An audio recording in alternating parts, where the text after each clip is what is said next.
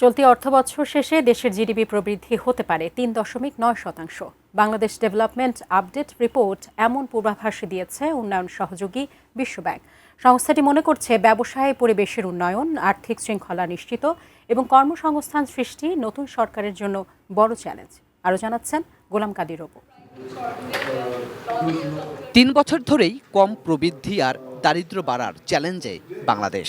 মূল্যস্ফীতি, অস্থির ব্যাংকিং খাত আর দুর্বল রাজস্ব আয়, তার সাথে যোগ হওয়া সাম্প্রতিক মধ্যপ্রাচ্য সংকট পরিস্থিতিকে করে তুলেছে আরও জটিল। এমনটা তুলে ধরে বিশ্বব্যাংক বলছে এসবই প্রভাব ফেলবে চলতি অর্থবছরের GDP প্রবৃদ্ধিতে।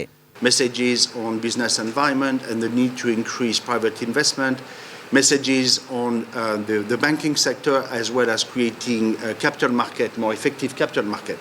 So I don't think that there is any delta in terms of analyzing and identifying what are the key challenges.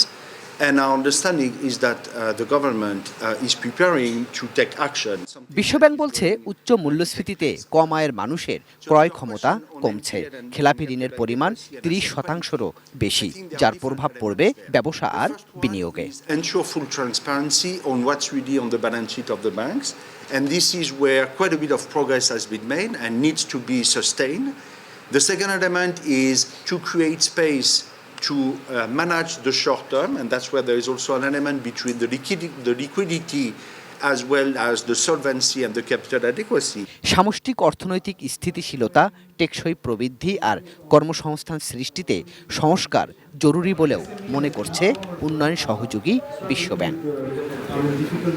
Golam Kadir রবু, ATN news, Dhaka.